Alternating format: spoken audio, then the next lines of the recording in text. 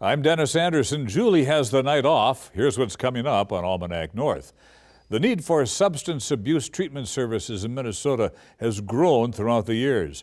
Mesabi Range College has received funding for 50 scholarships to train individuals recovering from opioid use disorder. The Cyclists of Gitche-Gumee Shores, or COGGS, is a mountain bike advocacy organization here in the Twin Ports. We'll learn more about that organization and how to maintain our beautiful community trails. And just in time for summer, Hartley Nature Center's $2.9 million expansion wraps up their construction. All that and Voices of the Region coming up right now on Almanac North.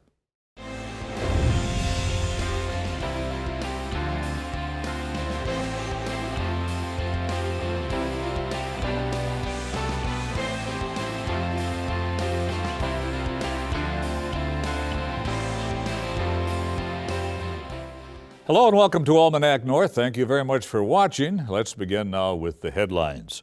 Well, the Nearly Naked Ruck March returns Saturday, May 21st with a new location. The fundraising fitness event will now take place at Montauk Resort. Participants carry packs filled with food and clothing, which will be donated to the Disabled American Veterans Organization at the finish line. Money raised through this event supports 23rd Veteran and its mission to assist Duluth area veterans living in trauma.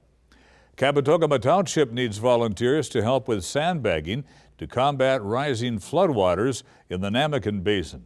The Timber Jay newspaper reports that the current water level is well above flood stage and is expected to exceed the flood level event of 2014. Volunteers are asked to report to the Cabotogama Town Hall. You can also call 218-875-2082 for more information. The United States Navy will commission the future USS Minneapolis-St. Paul, a Freedom-class littoral combat ship, or LSC, on Saturday, May 21st in Duluth. Minneapolis-St. Paul is the 11th Freedom Variant LCS and the second naval ship to honor Minnesota's Twin Cities. The musical venue Blush announced that it'll be closing at the end of the month after 5 years and a global pandemic. Lifehouse's ownership and need to expand its operations in their own building was the primary catalyst for the closure. The last week of May will feature a multi-day celebration as a final send-off. And now to our first discussion. Mesabi Range College has received funding for 50 scholarships to help meet the demand for substance abuse treatment services in Minnesota. Here to talk about these new scholarships is Mary Kay Riando, who is the Department Head of Addiction Studies, and Allie Staniger, the Grant Coordinator at Mesabi Range College. Thank you, ladies. Appreciate both of you being here tonight. Thank very you. Nice to have you. Well, just how common is chemical and alcohol addiction here in the Northland, in Minnesota? Oh, it's very common, and we actually got an opioid use grant. So we got a response grant to the opioid use problem that we have in Minnesota right now.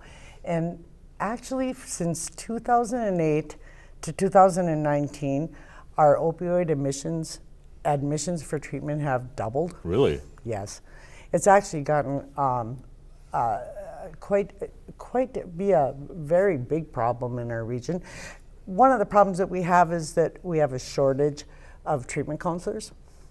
And so we are trying to meet that goal. We've been trying to meet that goal for the last couple of years, actually. We got a grant in 2019 to train social workers and case managers and train people for certificates in Minnesota to become licensed alcohol and drug counselors. And so we're also doing that again, but we're doing it with a twist. Now we're trying to do it with, we're trying to empower opioid addicts to try to do training, to educate, to become focused. And that brings up my next question, and this one to you, Allie. Minnesota North College has had an addiction studies program for a number of years, 28 years maybe, something like that? Yeah. What's the difference now then? And you were just alluding to that. What's the difference now? Well, addiction is such a cunning and baffling disease, right?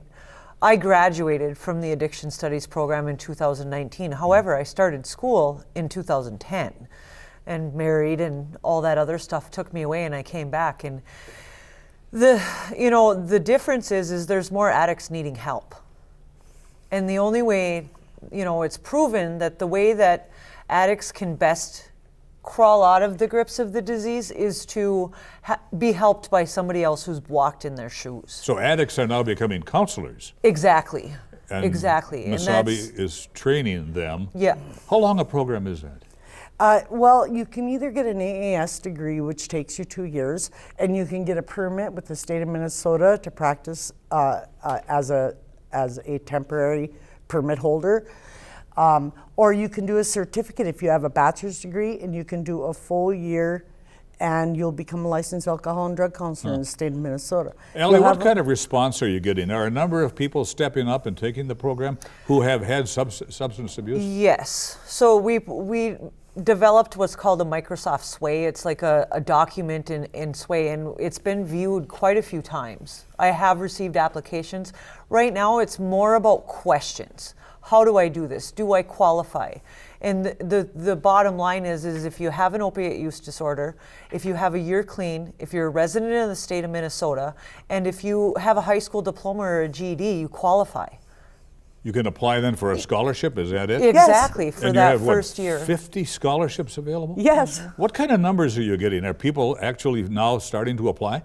We've only gotten 6 so far. That's what one thing is that we're trying to spread the message that Sure. we have these scholarships available for people, and we have six applicants right now, but it's not due until June 1st. So we'll see. I'm figuring within the next week that we're going to get really pounded because it's not due until June 1st. So This program really sounds innovative. My next question is, do recovering drug and alcohol abusers make good counselors? I mean, they've walked the walk, haven't they? Yes, we And- have. Yeah. both of us have. Yeah. We're both in recovery. You've walked the walk. Yeah. And I really want to impress on people that you can do something different. I'm the department head for addiction studies for Mesabi College. Did you ever think you'd get there? No. No. No. I didn't think I'd be where I'm at either. I'm sure. And I enlisted her partially because she was a counselor, and I do have opioid substance use disorder people coming into our school. And so I wanted to make sure I had a counselor also that would help enroll for the grant. Yeah. Ellie, are we winning the war against drug abuse? Oh, that's a difficult question. I'm sure it is. It is. It really is. I think that we can begin to win the war. We can, one of the things you had asked about, is does it make a difference? I did not think I'd be where I'm at today. And if it wasn't for me going to college, it allowed me to become involved in a different environment than what I was used to, and got me outside of my comfort zone. It really taught me a lot of self-value and self-worth. And the other thing is I can't tell you how gratifying it is to see the lights come on in somebody else's eyes, for them to become excited about life again, and to find a way out, because there is a way out. Must be wonderful to see. Mary, when will the college's new semester begin so people can start to reapply or apply again? In the fall, on August 22nd, new classes will start again, so we can apply. We are merging as Minnesota North College, so we are merging. 5 colleges are merging together. So Will this program be offered on all 5 campuses? actually 2, Hibbing and I Falls. However, I teach by Zoom, so we'll be offered everywhere in Minnesota. We have been since 2010. I understand. With that, we have to leave it. Mary and Allie, I want to thank you both for being here. Thank you very very much for shedding some light on this big issue. Thank you very Thank much. you so very much. much for You bet. having us.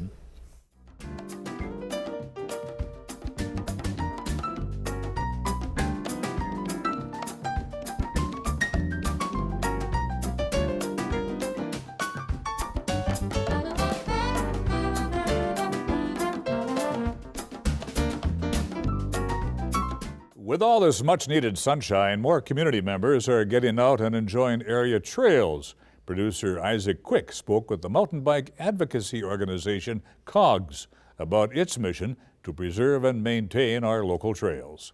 Mountain bikers are very enthusiastic about trails, so we put in a lot of time and energy to build the trails and develop the trails, but they really are made for everybody.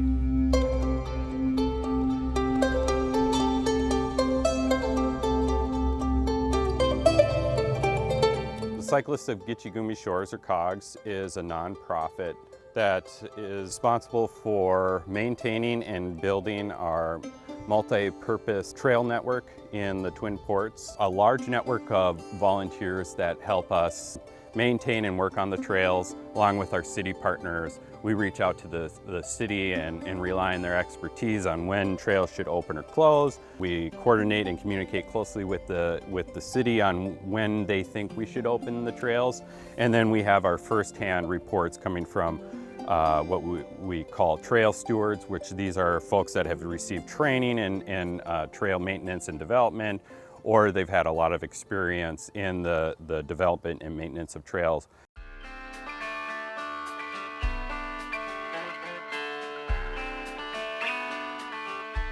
What determines the closing and opening of trails is really based on the wetness of the trail.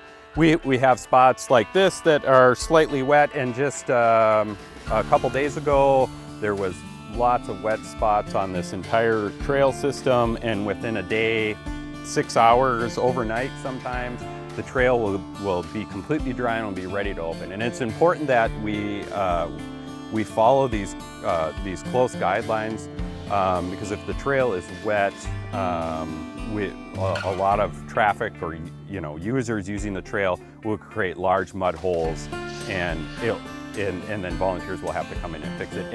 And wet, soft, muddy trails aren't fun to ride on, aren't fun to walk on, aren't fun to do anything on, except maybe if you're a 3-year-old and you like playing mud puddles.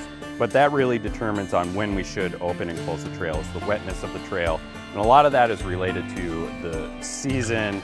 In the late fall, early winter, we have the frost that comes in and the trails become really greasy when they get above freezing. And so it takes a lot of coordination to figure out when trails should open or close. And some trails open at certain times, other trails don't. If you're looking to go outside for the day, go online, check to see what trails are going to be open. And that'll save you a headache and get you out on the trail faster rather than showing up at a parking lot and going to see if a trail's open and it's wet, then you have to go somewhere else. When you're out on a dirt trail, multi-use trail, you want to be aware of your surroundings. You don't want to be listening to music.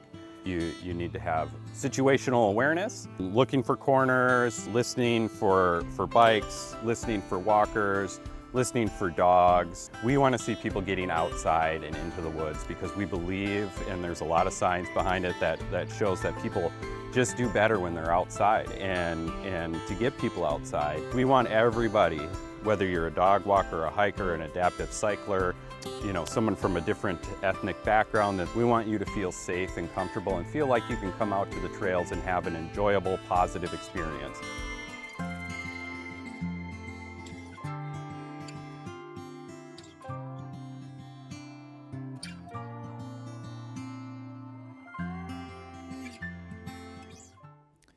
Well, teaching others how to explore our natural world is a big part of the Hartley Nature Center's mission.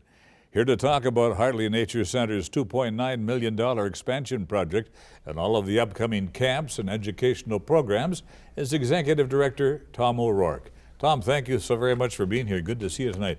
Tom, what is the Hartley Nature Center? What's the mission there?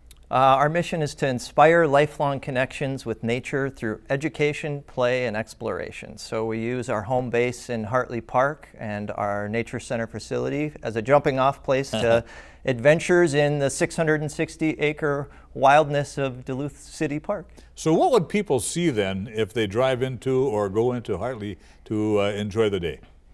Well, in terms of the park, there's about 13 miles of trails. So there's a section of the Superior Hiking Trail that runs through Hartley Park. There's a section of the Duluth Traverse. There's multi-use trails. And in the winter, there are trails that are groomed for classic skiing. There's something called Summer Day Camp, I believe. What's that all about? Yeah, well, we are in the transition season here, so we are still in our busy field trip season and nature preschool season. So today we had 42 kids learning about stream study and life in the pond. Really? Come June, we're going to transition into summer camp. So we run 11 weeks of summer camp for kids ages 3 to 12. And the goal is to get them outside, exploring, learning, having fun in the woods. Do people become a member of this organization? Yeah, you can become a How can member you do of that? Hartley. You can go online at our website, and there's a little tab, and you just click membership, and yeah, it gets you discounts on programs, newsletters, and keeps you in the loop of all the park happenings. An expansion of the interpretive center. That's a big deal. I drove through the park yesterday. That's a wonderful addition you've put on. Yeah, we're really excited. So it's slated to be done at the end of June. You know, the original building was built in 2003, and you know, it's really, it serves as a visitor center, it serves as an interpretive center for the general public, and then it serves as a home base for our programs. And our programs have really grown over the years, and so adding 2 new classrooms, adding additional restrooms and facilities will really allow us to keep delivering our mission and Sure. finding new audiences and new programs. Are camp scholarships available? Yeah, absolutely. Reach out to the Nature Center. You can go online, you can give us a call, and yeah, it's half off of registration. We also have discounts for area schools and for preschool families as well. We really try to break Yeah. down all the barriers to You participation. stay pretty busy there, it sounds like. What's the history of Hartley Nature Center? How did was it once a farm? Yeah, it was Allendale Farm, and then I think lots of people knew it as Hartley Field for years. Right. In the 80s, 2 groups of people came together. There was a group of people that was passionate about the park and wanting to preserve and protect it, and there was a group of people that really felt like Duluth needed a nature center to help educate kids especially about the wonders and workings of nature. And those groups found each other, identified Hartley Park as that place, and so now Hartley Nature Center tries to have that role as a steward of the park, planting trees, removing invasive species, and then teaching kids particularly about nature. Not everyone knows where the Nature Center is. How can we get there? It's 3001 Woodland Avenue, so you can plug it into the Google. You got a big sign right there. Right, So. right. And the park itself, you know, it really spans multiple neighborhoods in Duluth, so there are 6 trailheads that you can access the 660 acres of the park. But the Nature Center is kind of the main one. Are you open for business 12 months a year? Yeah, in all weather and all seasons, yeah. You can actually, rent equipment during the winter? Yep, in the winter we rent skis and snowshoes, and we're probably going to add a couple bikes to the fleet as well. Really? Yeah. Now, in your summer activity, is that generally more, is it a little busier during the summertime? You know, we're busy year-round, Year-round, really, yeah. hence the facility expansion. Yeah. But yeah, this 11 weeks of summer, we'll see about 1,200 kids come through. What kind of critters can be found living in the park? Danny, I'm an English major. Now you're going to catch me. Well, you know, all the critters that you see in the Northwoods. I mean, we actually have a trail cam in Hartley. We've seen a wolf on it, you Sure. know, bears, porcupines, lots of animals. Yeah. Now, you did take a clobber with the wind here a few years ago, and I've noticed that a lot of cutting of that timber is being done. Yeah, you know, the park was closed for about 3 months Yeah, it after was. that storm. It was a bad and storm. We identified there were, on the trails alone, there were about 1,000 trees down. And Wow. so actually we've really worked to plant pollinator meadows in some of those areas that have been decimated. And then in the last 3 years, we've planted about 5,000 trees. I've So- noticed that, yeah. Yeah. Tom, what kind of changes have been made due to COVID-19? Well, you know, it's been disruptive to our programming, but you know, we've tried to stage everything outside. That's one of the great things about Hartley is the magic of Hartley happens outside, and so most of our classes are really outdoor based, and so we've been masking up inside the building and sometimes outside, depending on the Yeah. community transmission levels. But you know, a lot of our stuff is outside, so we're sort of lucky in that regard. There's something called Forest Fridays. What's that all about? Well, it's one of our early childhood programs, so we try to get kids and families out to come and explore together. You know, a lot of times we serve families with young children, and so getting kids exposed to nature at a really young age. You know, I think Duluth is blessed to have Yeah. all of these green spaces and all of these parks, but if we don't have a generation of kids that grows up connected, There you go. We're not Tom gonna protect O'Rourke, thank you for being here, Tom. Appreciate it very thanks for much. having me.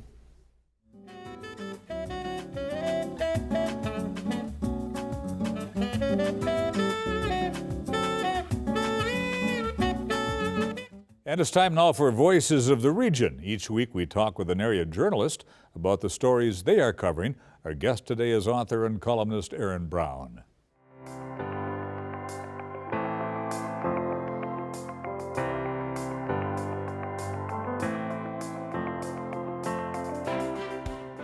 Probably first on the mind of many is the high water flooding, especially in northern St. Louis County, though it's happened here in Itasca County where I am too.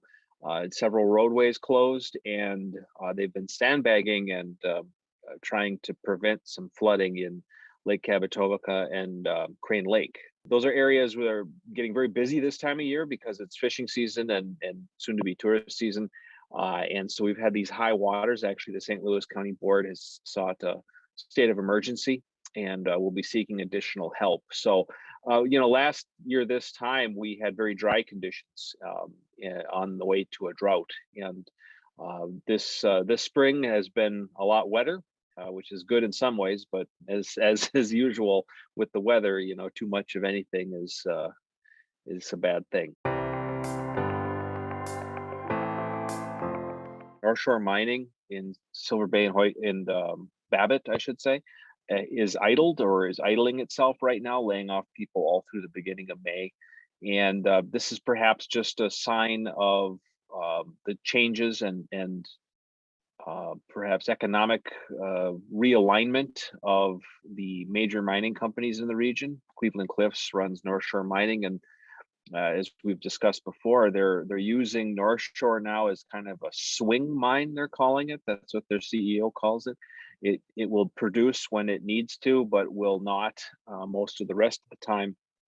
And one of the reasons for that relates to, at least according to the company, relates to the cost of the fees that are being charged by the landowners, the mineral fee holders, the Mesabi Trust in this case. And that just kind of shows that even as the economy in many ways appears to be still in recovery and recovering, with high demand for steel, high prices for steel, it's still a toss-up as to how that affects workers on the ground, because for a lot of workers this summer, there will be a layoff of some kind, especially in Babbitt and Silver Bay.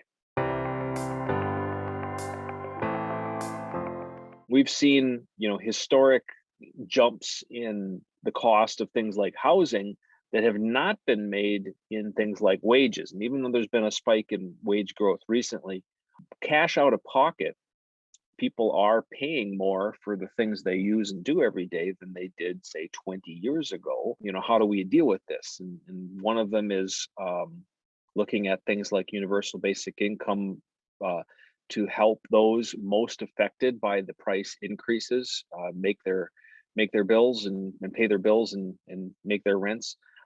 But also looking at some creative solutions to how we handle things like the housing problem. You go across the Iron Range where I'm from and live, you're hearing some of the same things about housing that you hear in the more charged housing markets of Duluth or Minneapolis and St. Paul, which is that there's nothing affordable that's available.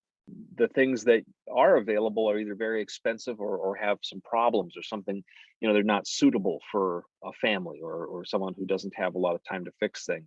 One of the things that I talk about looking into relates to, how do we make it easier to turn existing properties that we've got into saleable, usable housing. And that's something that I think would be worth exploring.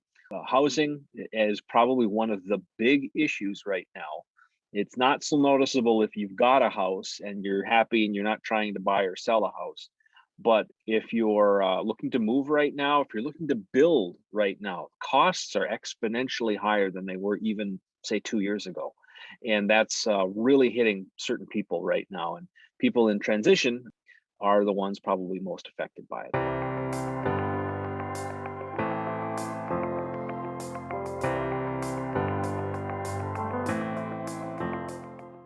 All right, thank you, Aaron. So that's our time this week, but you can keep up with our latest updates by following Almanac North on Facebook and Twitter. Visit the WDSE website for program updates and more information about the station. And download the PBS video app for on-demand viewing of Almanac North and your favorite PBS programs. Thanks to our guests and the crew here in the studio. I'm Dennis Anderson. Good night, everybody, and be kind.